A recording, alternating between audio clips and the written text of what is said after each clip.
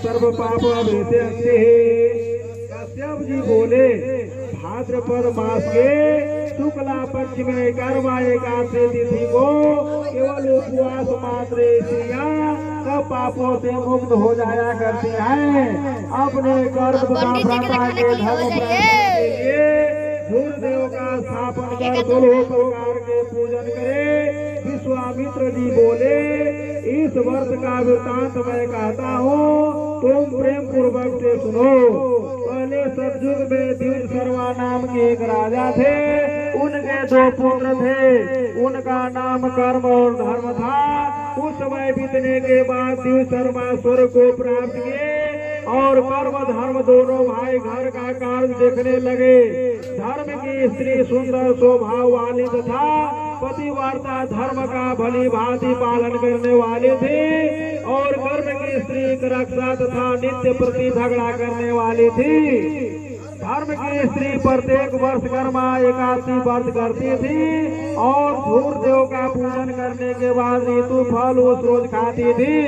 दूसरे दिन प्रातः काल नित्य कर्म से निवृत्त होकर दही और भात कर्मी के साग के साथ पारण करती थी। इस व्रत के प्रभाव से सभी प्रकार के विघ्न नष्ट हो जाते हैं। मृत लोक में सुख भोग कर अंत में स्वर्ग की प्राप्ति होती है। कर्म की रक्षा स्त्री कभी भी व्रत नहीं करते थे और सर्वदा भात बनाकर मार भात का रस खराब जगह में फेंक देती थी। इस कुकर्म से उसके कर्मदेव गृह को छोड़कर भाग गए। जब भाद्रपद मासो जब चढ़ला तो ये ओरितर जो है बाल भात बहारन ये जो है से नहीं फेंकना चाहिए। पितृलोक का वास होता है, पितृलोक श्राप देते हैं। और जो ऐसे राजा कर्म को ढूंढने के लिए प्रस्थान कर गए। रास्ते में राजा अपने एक मित्र के यहाँ कुछ समय के लिए ठहर गए, किंतु वहाँ भी उनकी विपत्ति पहुँच गए। चोरों ने उनके मित्र का भी धन अपहरण कर लिया। राजा वहाँ से भी जंगल के लिए प्रस्थान कर गए। वन में राजा ने आम्र का वृक्ष फल फूल से संपन्न देखा। उस रोज वृक्ष पर एक भी पक्षी नहीं था, उसके फलों में करोड़ों कीड़े पड़ गए थे। राजा वहाँ से भी आगे के लिए प्रस्थान किए। राजा अपने कर्म को ढूंढते हुए जा रहे थे कि वन में इधर उधर बछड़े के साथ दौड़ती हुए गौ को देखा। गौ से पूछने लगे कि तुम कर्म को जानती हो? गौ ने कहा मैं कर्म को नहीं जानते हो।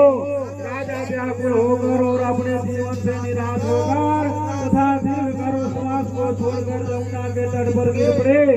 कभी ऋषि के स्वरूप को बनाकर उनका कर्म बोला कि धराओ तथा उसका पहला हाथ पकड़कर यमुना में प्रवेश कर गए।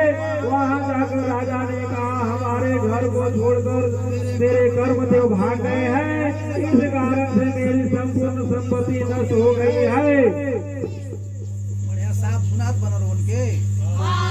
हाँ सुनाता।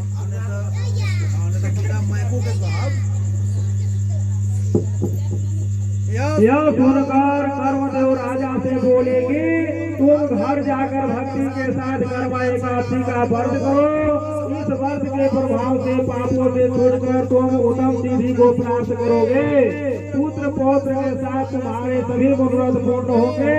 तुम घर जाकर कर्मा एकादशी व्रत का झोर का पूजन करो। जो इस वृत्तांत को श्रवण करेगा तथा भाद्रपद में सूर्यदेव का पूजन करेगा वह इस तीर्थ लोक में सब पापों से